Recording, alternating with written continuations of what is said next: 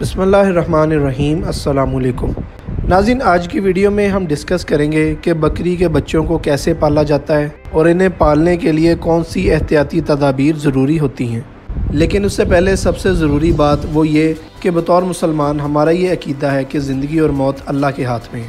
बाकी जो इसके पालने का तरीका है वो ये कि सबसे पहले जब बच्चा पैदा हो तो इसके नाक और मुंह में से मवाद को अच्छी तरह साफ़ कर लिया जाए।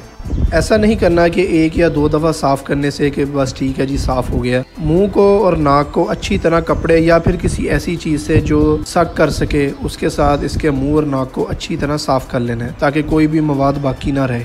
इससे पहले एक और बात जो ज़रूरी डिस्कस करने वाली वो ये कि बकरी की किस सीज़न में ब्रीडिंग करवानी चाहिए। ब्रीडिंग उस हिसाब से करवाइएगा ताकि बच्चा ज़्यादा शिद्दत वाले मौसम में पैदा ना हो। कुछ महीने ऐसे हैं जैसे दिसंबर, जनवरी और फरवरी, ये बहुत ज़्यादा सर्दी वाले महीने हैं। इनमें बच्चे अगर पैदा होंगे तो आपको बहुत ज़्यादा केयर की ज़रूरत पड़ेगी। इसी तरह जून, जुलाई, अगस्त पाकिस्तान के वो महीने हैं जिनमें शदीद गर्मी पड़ती है और इनमें भी बच्चों का सर्वाइव करना फिर मुश्किल हो जाता है, काफ़ी ज़्यादा केयर की ज़रूरत पड़ती है। बात करने का मकसद ये है कि अगर आपको बिज़नेस में शुरू में ही लॉस हो जाए तो फिर हौसला भी पस्त हो जाता है और कारोबार करने में भी मज़ा नहीं आता। नए पैदा हुए बच्चे को खिलाना क्या है। सबसे पहले आपने करना ये है कि 1 से 1.5 चम्मच चीनी का लेना है और उसे पानी में अच्छी तरह हल कर लेना है। अच्छी तरह जब हल हो जाए तो उसे उंगली के साथ बच्चे के मुंह को लगाना शुरू करना है ताकि वो आहिस्ता आहिस्ता उसके पेट में जाए। कोशिश ये करनी है कि आपने पानी और चीनी का ये जो मिक्सचर बनाया है इसे पूरी तरह बच्चे को खिला देना है। इसका सबसे बड़ा फ़ायदा ये है कि बच्चे का सबसे पहले पेट खुल जाता है और जब पेट खुलता है तो उससे 50% बीमारियां बच्चे की ख़त्म हो जाती हैं। और अगर ऐसा ना हो, बच्चे का पेट ना खुले, तो बच्चे के एक्सपायर होने के चांसेस ज़्यादा बढ़ जाते हैं। इस छोटे से नुस्खे से इंशाल्लाह आपको काफ़ी ज़्यादा फ़ायदा होगा। नुस्खा देने के बाद जब 5-10 मिनट गुजर जाएं तो आप फिर बच्चे को दूध पिलाना शुरू करें और जब आप दूध पिलाना शुरू कर दें तो बच्चे को उस वक्त तक पिलाएं जब तक उसका पेट ना भर जाए, क्योंकि अगर आप दूध थोड़ा पिलाएंगे तो बच्चे का पेट उस हिसाब से खुलेगा नहीं।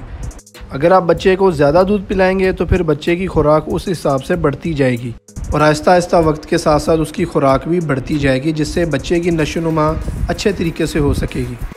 सर्दी के मौसम में एहतियात ये है कि बकरी को आप बंद कमरे में रखें जहाँ से उसे कहीं से हवा ना लगे।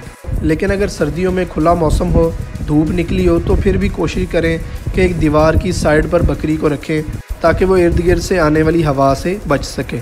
अगर हम इनकी खुराक की बात करें तो पहले 2 हफ्ते बच्चों को आप दूध पर रखें। इन्हें पहले 2 हफ्ते दूध पिलाएं, उसके बाद आहिस्ता आहिस्ता छोटा सा एक रोटी का टुकड़ा ले लें, उसके छोटे छोटे टुकड़े करके उसमें चीनी को मिक्स करके ताकि थोड़ा सा मीठा हो जाए, बच्चे को खाने में अच्छा लगे, वो उसे आहिस्ता आहिस्ता देना शुरू करें। इसका फ़ायदा ये है कि बच्चे के खाने की रूटीन बन जाती है। हाँ, इसके अलावा एक और चीज़, आप गंदम का दलिया भी बच्चे को दे सकते हैं। 2 हफ्ते तक दूध पिलाने के बाद जब आप 1 महीने तक ये रूटीन रखेंगे जिसमें या तो वो रोटी के छोटे छोटे टुकड़े खा ले या फिर गंदम का दलिया खा ले, अगर ये रूटीन रहेगी तो इंशाल्लाह 40 से 45 दिन के बाद बच्चा कनक भी आसानी से खाने के काबिल हो जाएगा। उसके बाद फिर आपको दलिया या फिर ये छोटे छोटे टुकड़े डालने की कोई ज़रूरत नहीं।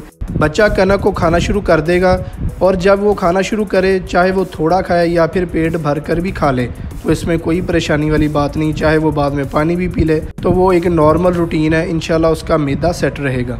गर्मी के मौसम में अगर बच्चा पैदा हो या फिर सर्दी में तो आप ये खुराक बिला झिझक दे सकते हैं, इंशाल्लाह इसमें कोई परेशानी नहीं। ताज़ा ग़िज़ा जो है हल्की सी गर्म, वो नौमौलूद बच्चे के लिए काफ़ी फ़ायदेमंद है, ना कि ठंडी ग़िज़ा, क्योंकि अगर बच्चे को ठंडी ग़िज़ा देंगे तो वो उसके लिए बीमारियों का बायस बन सकती है। इसमें 100% चांस ये होता है कि इंशाल्लाह 40 से 45 दिन का बच्चा गंदम को खाना शुरू कर देता है। जब बच्चा गंदम खाना शुरू करता है तो उसकी ताकत भी बढ़ना शुरू हो जाती है, क़ुव्वत मुदाफ़ियत भी, और आपकी टेंशन भी ख़त्म हो जाती है। बच्चे का अगला ज़रूरी स्टेप आ जाता है डीवॉर्मिंग का। कोशिश करें कि 20 दिन से 1 महीने के अंदर अंदर डीवॉर्मिंग का प्रोसीजर भी मुकम्मल कर लिया जाए, क्योंकि दूध पीने वाले बच्चे के पेट में कीड़े बढ़ने के ज़्यादा चांसेस होते हैं। तो इसलिए ज़रूरी है कि डीवॉर्मिंग को 20 दिन से 1 महीने के अंदर अंदर लाजमी तौर पर करवा लिया जाए। डीवॉर्मिंग के लिए ज़्यादातर पंच मेडिसिन इस्तेमाल की जाती है और पाकिस्तान में भी इसका काफ़ी इस्तेमाल किया जाता है। बकरियों या फिर भेड़ों के अगर पेट में कीड़े हों या बच्चों के पेट में, तो फिर यही मेडिसिन को ज़्यादातर इस्तेमाल किया जाता है। मेडिसिन देने का तरीकाकार कुछ ये है कि अगर तो बच्चा है ज़्यादा छोटे साइज़ का तो उसे आप 1.5 सीसी दें। अगर बच्चा नॉर्मल साइज़ का है तो उसे आप 2 सीसी दे सकते हैं। दवाई देते वक्त इस बात का ख्याल रखना है कि आप उसमें दूध या फिर दही ना शामिल करें, क्योंकि अगर दूध या दही शामिल करके आप मेडिसिन देंगे तो ये मिक्सचर बच्चे के पेट में जाकर फट जाएगा, जिसका फ़ायदा कम नुकसान ज़्यादा होगा। हमेशा कोशिश ये करनी है कि दवाई दूध में डालकर देनी है। इस तरीके से अगर मेडिसिन देंगे तो इंशाल्लाह बच्चे का पेट भी साफ़ रहेगा और बच्चा भी तंदुरुस्त रहेगा। शुरू में जैसे आप इसको खुराक देंगे दलिया या फिर रोटी, जैसे ही बच्चा खाता रहे 40 से 45 दिन के बाद वो आराम से गंदम भी खा सकेगा, दाने भी खा सकेगा, पानी भी जैसे मर्ज़ी पिए, फिर इंशाल्लाह एक उसकी रूटीन बन जाएगी, बच्चा इंशाल्लाह तंदुरुस्त रहेगा। गंदम या फिर दाने खाने के बाद भी बच्चा अगर पानी पी ले तो कोई ऐसा मसला नहीं, क्योंकि पानी भी खुराक का एक अहम जुज़ है। इससे भी कुछ दोस्तों का ये भी मानना है कि खुराक के बाद पानी पीने से अफारा होने का भी खदशा होता है, लेकिन इंशाल्लाह अल्लाह के फजल करम से इस तरीके से ऐसा कुछ भी नहीं होगा। खुराक के लिहाज से गर्मी के मौसम की भी कुछ एहतियाती तदाबीर है। वो ये कि अगर ज़्यादा गर्मी है तो कोशिश करें कि दूध कम पिलाएं, क्योंकि बकरी का दूध ज़्यादा गर्म होता है तो इसलिए उससे बच्चे का पेट ख़राब होने का भी डर होता है।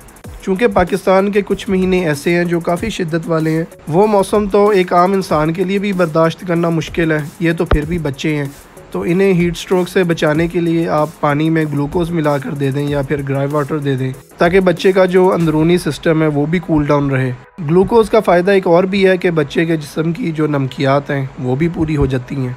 कुछ दोस्त ये भी गलती कर जाते हैं कि बच्चों को बकरियों के बाड़े में छोड़ देते हैं। बच्चे जब और बकरियों के पास जाते हैं तो वो बकरियां फिर इन बच्चों को मारती हैं, तो आप कोशिश करें कि इन बच्चों को अलहदा रखें, बाड़े से, बकरियों के बाड़े से अलहदा रखें। एक ऐसी जगह हो जहाँ सिर्फ बच्चे हों।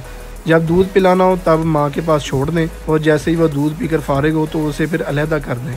बच्चा जैसे ही कुछ अरसे के बाद बड़ा हो जाए, भागने दौड़ने लग जाए, खुद को संभालने लग जाए, तो फिर आप कोई मसला नहीं है, उसे माँ के साथ छोड़ सकते हैं। एक और बात का ख्याल रखना है कि आपने बच्चों को सब्ज़ चारा नहीं देना, क्योंकि बच्चों के लिए ये एक तरह एक जहर होता है सब्ज़ चारा। कोशिश करें कि बच्चों को हमेशा खुश्क चारा दें, क्योंकि आपने तो करना है फार्मिंग का बिज़नेस। तो ये जो एहतियाती तदाबीर हैं ये बहुत ही ज़रूरी होती हैं। बच्चे ही अगर शुरू में नहीं पलेंगे, सही तरह से बीमार हो जाएंगे या फिर मर जाएंगे, तो फिर ज़ाहिर सी बात है कि लॉस ही होगा ना प्रॉफिट की बजाय। तो फिर ऐसा कारोबार तो करने का कोई फ़ायदा नहीं। वैसे तो ये कारोबार काफ़ी अच्छा है, प्रॉफिटेबल भी है और इसके फ़ायदे भी काफ़ी हैं। वैसे भी बकरियों को पालना नबियों की सुन्नत भी रही है। तो ये थी नाज़रीन आज की वीडियो। उम्मीद करता हूँ कि आपको ये वीडियो ज़रूर पसंद आई होगी और आपको इससे ज़रूर फ़ायदा होगा इंशाल्लाह। ऐसी इन्फॉर्मेटिव वीडियोस को देखने के लिए हमारे चैनल को ज़रूर सब्सक्राइब कीजिएगा और अगर वीडियो पसंद आई हो तो लाइक भी ज़रूर कीजिएगा। अगली वीडियो तक के लिए इजाज़त चाहता हूँ। दुआओं में लाजमी याद रखिएगा। अल्लाह हाफ़िज़।